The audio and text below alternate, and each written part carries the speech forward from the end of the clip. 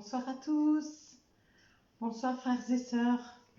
On est ravis de commencer cette semaine avec vous, de prendre ces 30 minutes, rien que pour Jésus, pour le Père, le Fils et le Saint-Esprit. Amen. Amen. Alors je ne sais pas vous, mais moi hier, j'ai chanté le chant Combien Dieu est grand. Tout hier soir, cette nuit, ce matin, je me suis dit, il faut que je continue. Alors, j'espère que vous êtes d'accord avec moi et que cela va réjouir votre cœur. Oui. Eh ben, on va reprendre ce chant et vraiment, moi je vous invite à lever les mains et à décharger tous vos fardeaux, à les donner au Seigneur pendant ce moment de louange. Amen. Pour être attentif à la parole que ce soir Bernard va nous partager. Et on confie par la même occasion tous ceux qui sont chers à notre cœur.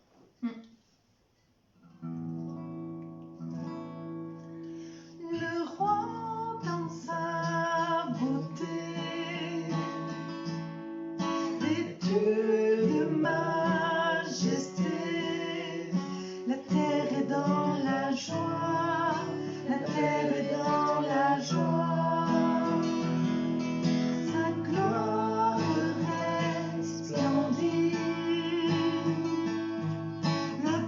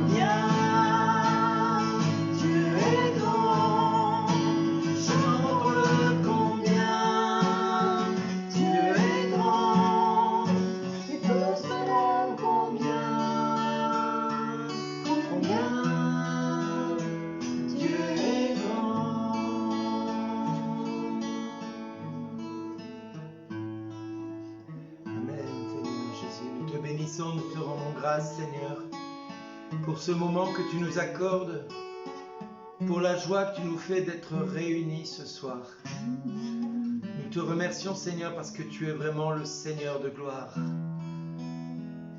Et déjà, nous te remercions pour tout ce que tu as prévu de faire pendant cette demi-heure, mais également ce que tu vas faire après, à partir de 20h45 avec Carlos Payan, ou 21h, je ne sais plus exactement à quelle heure il va commencer.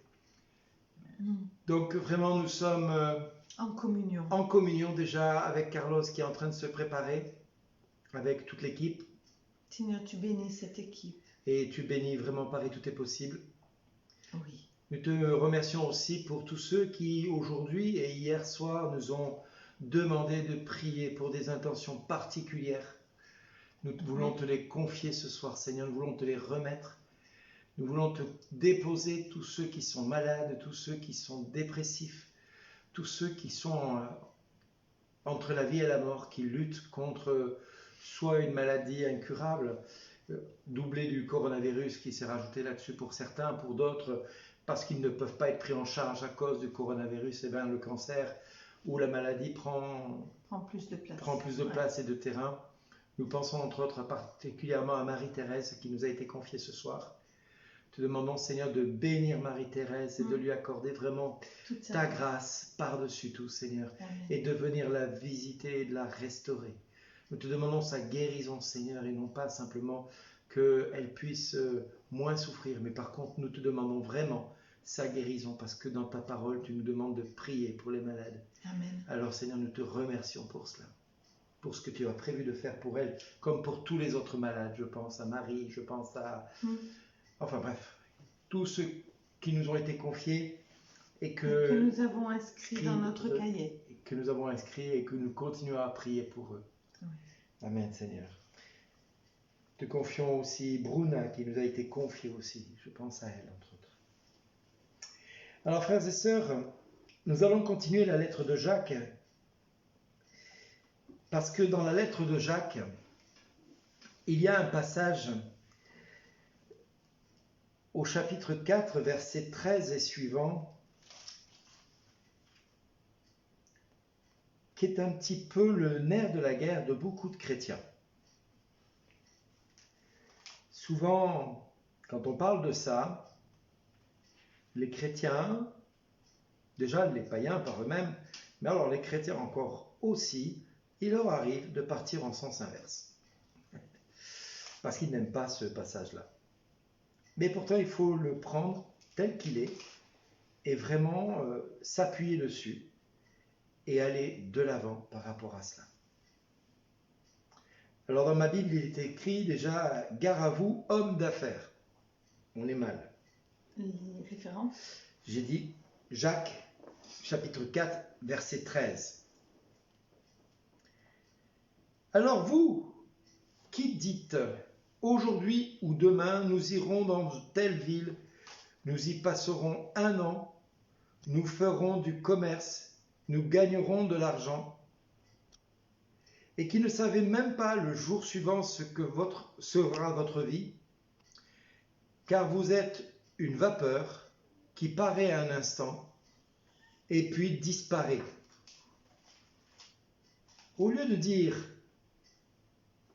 Si le Seigneur le veut bien, nous vivrons et ferons ceci ou cela », vous tirez fierté de vos fanfaronnades. Toute fierté de ce genre est mauvaise. Qui donc sait faire le bien et ne le fait pas, se charge d'un péché. Alors vous, les riches, pleurez à grand bruit sur les malheurs qui vous attendent. Votre richesse est pourrie, vos vêtements rongés des vers, votre or et votre argent rouillent, et leur rouille servira contre vous de témoignage. Elle dévorera vos chairs comme un feu. Vous vous êtes constitués des réserves à la fin des temps. Voyez le salaire des ouvriers qui ont fait la récolte dans vos champs. Retenus par vous, ils crient et les clameurs des moissonneurs sont parvenus aux oreilles du Seigneur Tout-Puissant. Vous avez eu sur terre une vie de confort et de luxe. Vous vous êtes repus au jour du carnage. Vous avez condamné, vous avez assassiné le juste. Il ne vous résiste pas. Et le Seigneur apporte la consolation pour beaucoup. Prenez donc patience, frères, jusqu'à la venue du Seigneur. Voyez le cultivateur. Il attend le fruit précieux de la terre sans s'impatienter à son propos, tant qu'il n'en a pas recueilli du précoce et du tardif. Vous aussi, prenez patience, ayez le cœur ferme. Ne gémissez pas les uns contre les autres, pour éviter d'être jugés. Voyez le juge se tient aux portes, pour la souffrance et la patience. Le modèle à prendre, frères, ce sont les prophètes qui ont parlé au nom du Seigneur. Voyez, nous félicitons les gens endurants. Vous avez entendu l'histoire de l'endurance de Job et vu le but du Seigneur, parce que le Seigneur a beaucoup de cœur et montre de la pitié. Mais avant tout, mes frères, ne jurez pas ni par le ciel, ni par la terre, ni d'aucune autre manière, que votre oui soit un oui et votre non, non, afin que vous ne tombiez pas sous le jugement.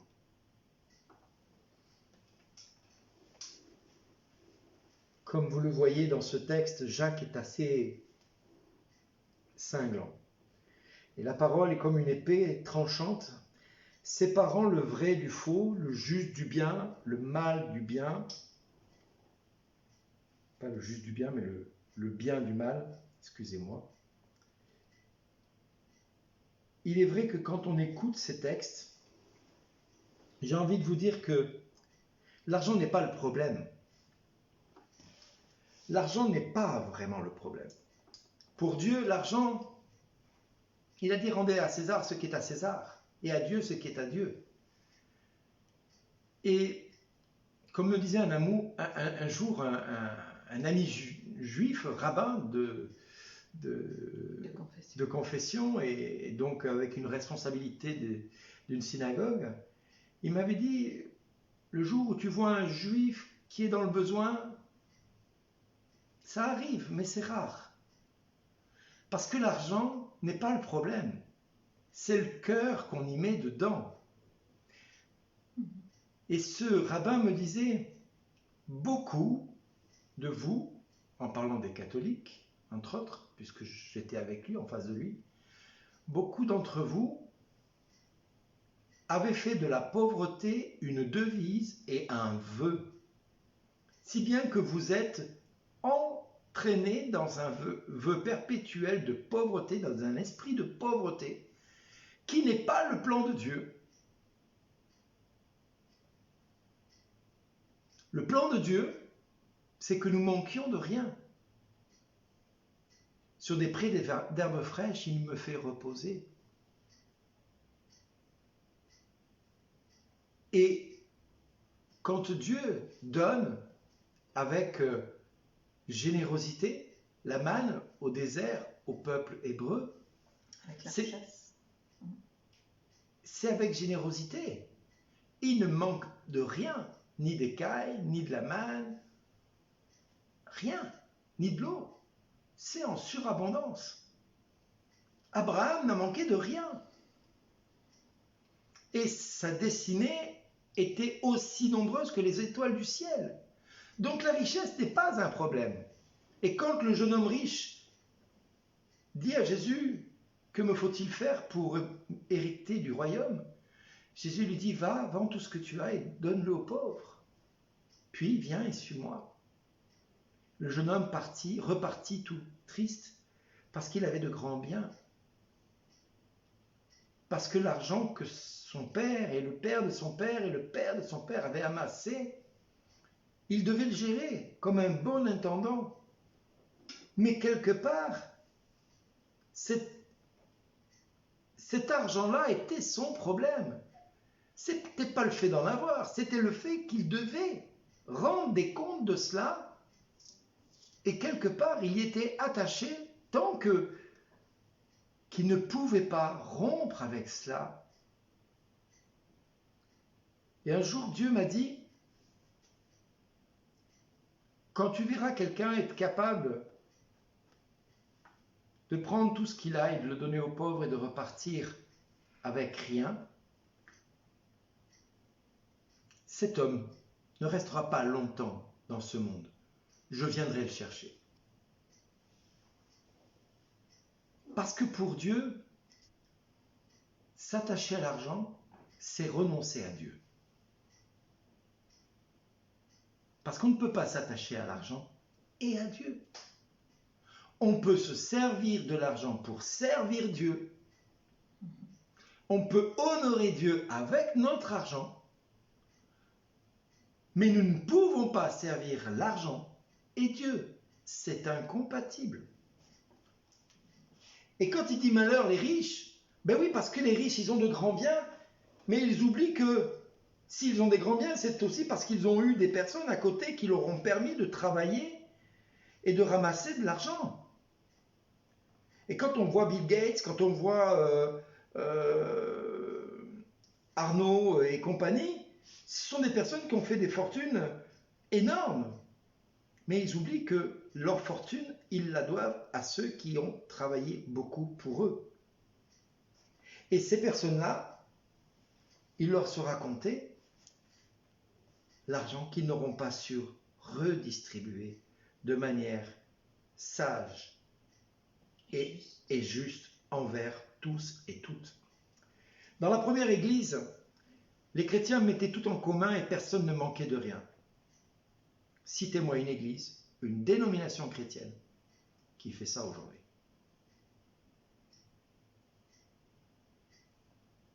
Je n'en connais pas. Qui mettent tout en commun pour que personne ne manque de rien? Non. Dans la première église, certains vendaient leur terrain, vendaient leur propriété et permettaient aux apôtres de pouvoir redistribuer cet argent au profit de ceux qui en avaient le plus besoin. Citez-moi une église qui va vider ses coffres, ses comptes, pour venir en aide à son prochain.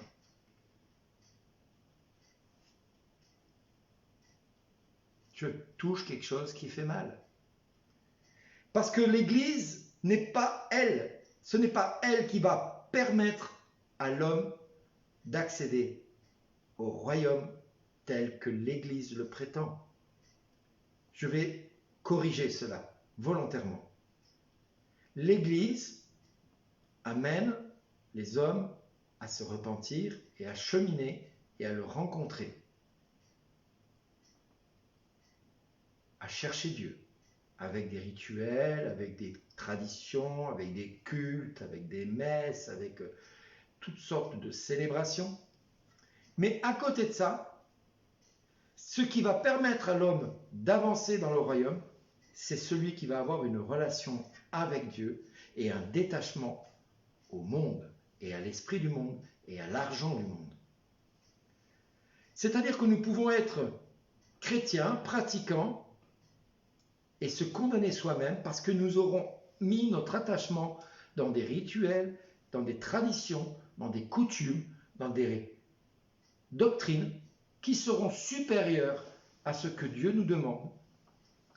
On va mettre peut-être nos attachements dans l'argent qui seront supérieurs à ce que Dieu nous demande.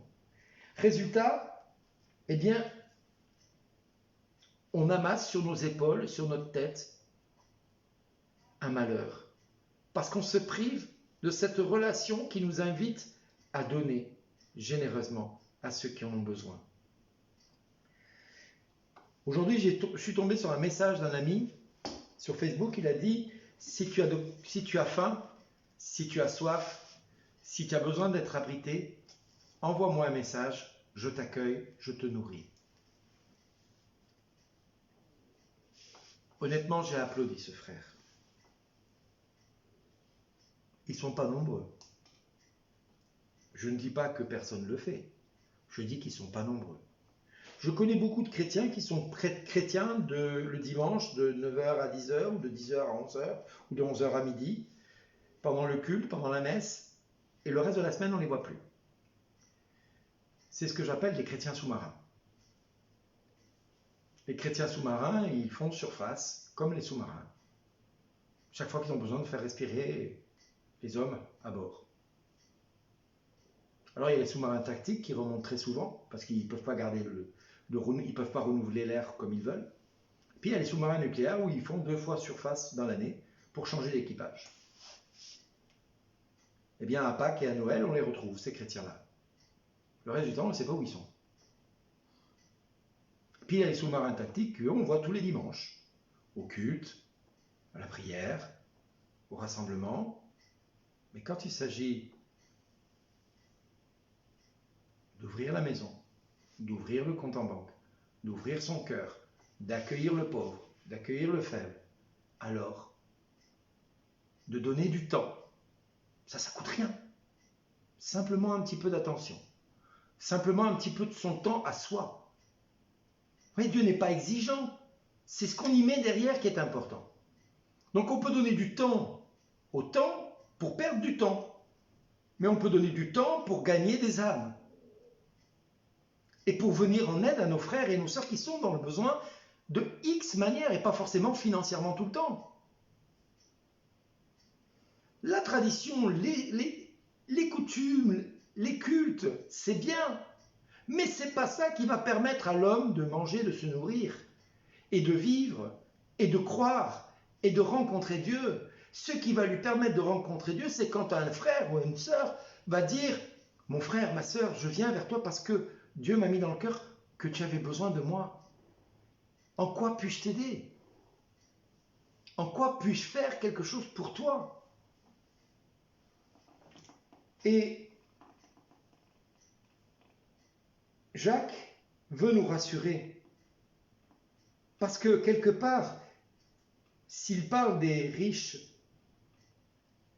dans lequel l'argent et l'or va rouiller et que cette rouille va servir de témoignage contre eux, parce que quelque part, ils en auront tellement amassé que les gens vont être privés de cette grâce à cause de cette mesquinerie, de cette cupidité, de cet esprit de thésauriser tout le temps, d'avoir peur de manquer. Alors certains vont me dire « Ah ben c'est facile de parler comme ça. » Je ne prétends pas que c'est facile. Je dis simplement que la parole de Dieu est exigeante. Je dis simplement que la parole de Dieu nous demande de faire un choix. Hier, en Jacques 4, 1, il était question qu'on ne peut pas être ami du monde et ami de Dieu. Si on est ami du monde, on est ennemi de Dieu. Et pour être ami de Dieu, il faut renoncer à tout ce qui nous attache à ce monde. Il nous faut y rester, y demeurer, y vivre, s'y impliquer, travailler, œuvrer, mais ne pas rester dans le monde avec la peur que le monde veut nous inculquer. Nous ne pouvons pas accepter l'esprit du monde comme une gouvernance pour nous. Parce que nous avons un Père qui est Papa, Abba, Père, qui est un Dieu qui pourvoit et qui a fait de nous des co-héritiers de la grâce, alors nous n'avons pas besoin d'avoir peur de quoi que ce soit. Par contre, quand Jacques nous dit un tout petit peu plus tard, « Prenez donc patience, frères, jusqu'à la venue du Seigneur. Voyez le cultivateur, il attend le fruit précieux de la terre, sans s'impatienter à son propos, tant qu'il n'a pas recueilli du précoce et du tardif. » Il y a les deux. Il y a les deux. C'est-à-dire que la saison de Dieu, elle est les pluies de la saison et de l'arrière-saison, suivant les traductions. Vous aussi, prenez patience, ayez le cœur ferme, car la venue du Seigneur est proche. Et ça, c'est une réalité pleinement spirituelle et prophétique que Dieu nous annonce. Dieu revient bientôt. Nous devons nous y attendre. Nous devons être des vierges sages et pas folles. Nous devons nous préparer au retour du Seigneur. Comment? En mourant à tout ce qui nous relie au monde et pour nous attacher à ce qui nous attache à Dieu.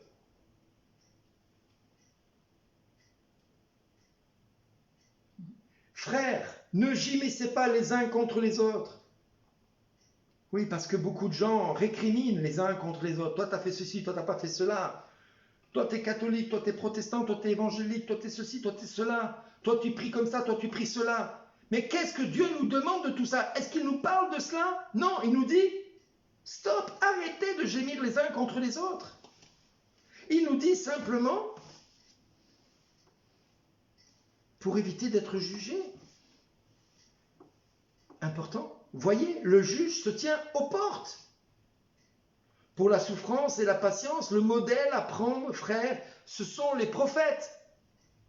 Un prophète, c'est celui qui montre la destinée de l'Église et du peuple pour Dieu. C'est-à-dire que le prophète, il est là pour indiquer une direction. Vous savez, les cinq ministères, vous avez l'apôtre qui se relie à chacun des autres ministères.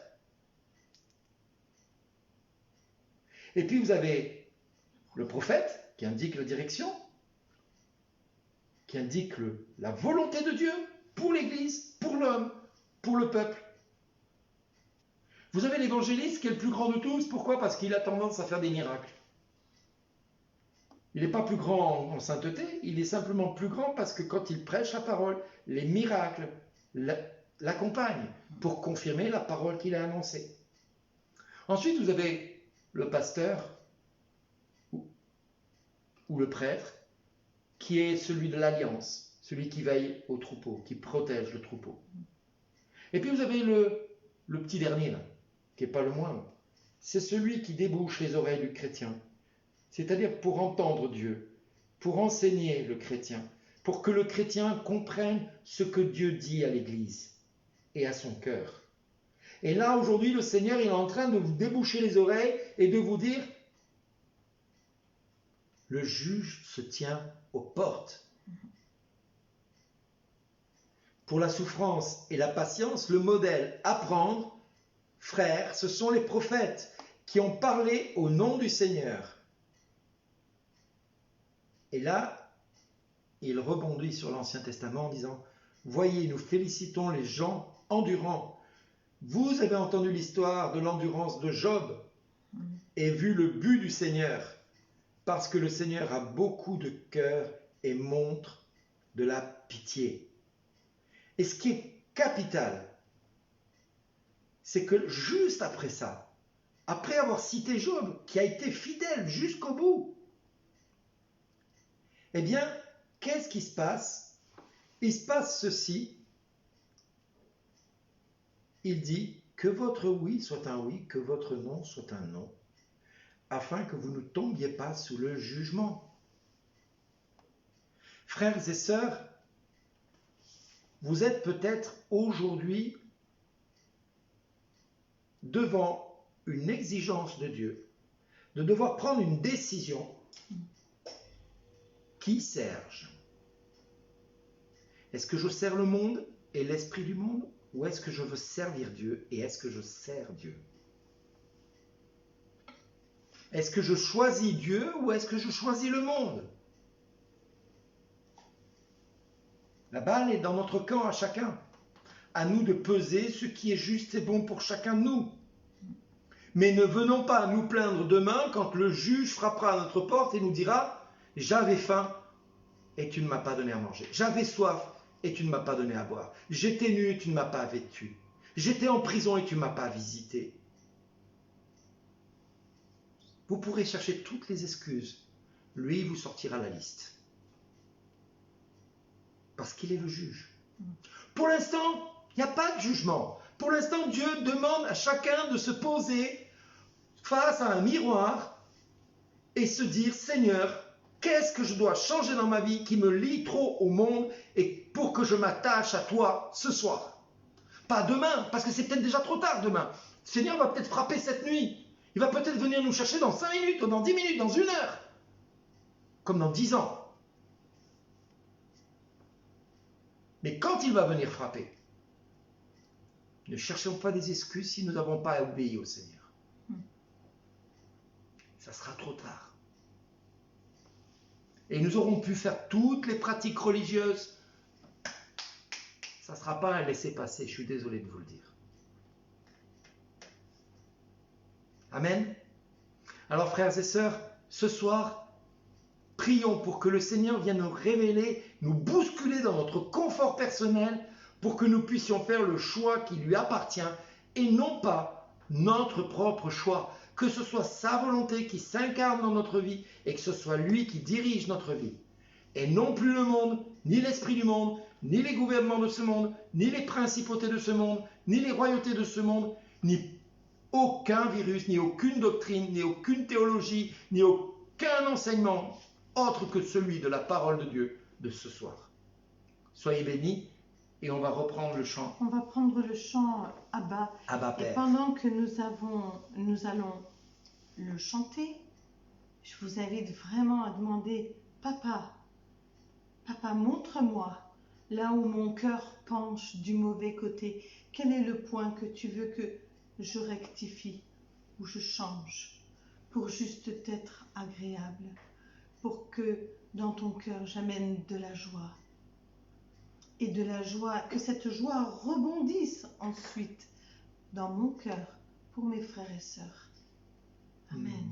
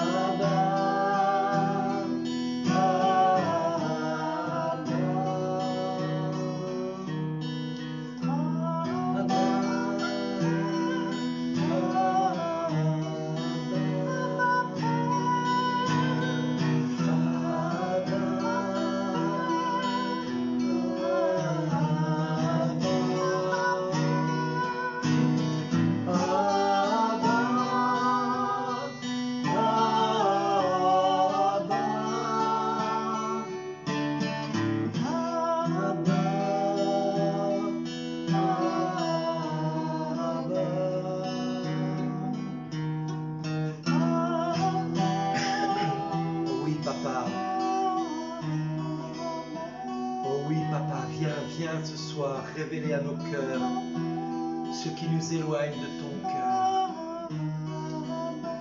Papa, viens ce soir effleurer notre cœur, toucher notre cœur, nous montrer nos liens humains qui nous éloignent de toi encore ce soir.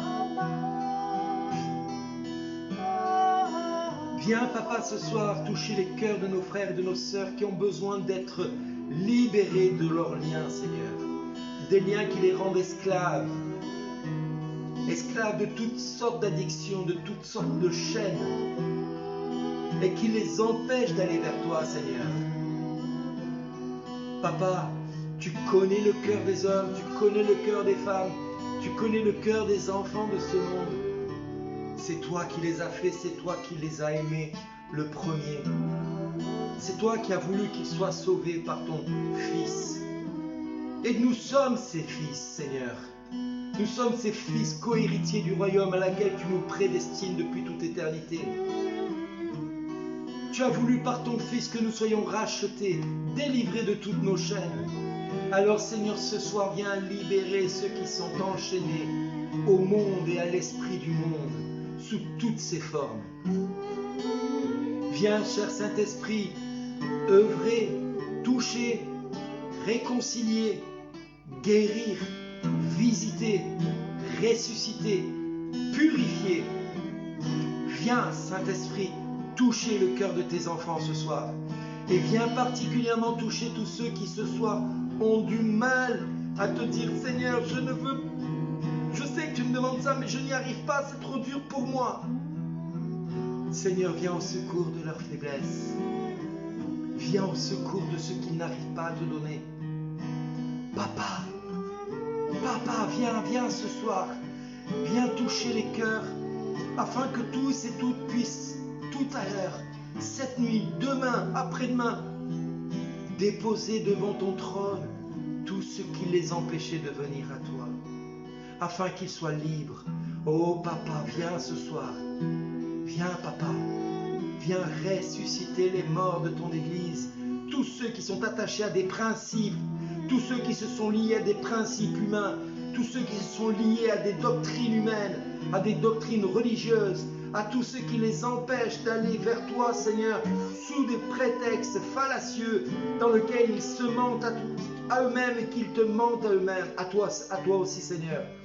Viens ce soir, Seigneur, délivrer tous ceux qui sont liés à des principes fallacieux. Oh papa, viens ce soir. Viens restaurer ton Église. Viens racheter les membres de ton corps, de ton Église, Seigneur. Viens les chercher, Seigneur, ce soir, en les visitant dans leur maison, dans leur appartement, dans leur chambre, Seigneur.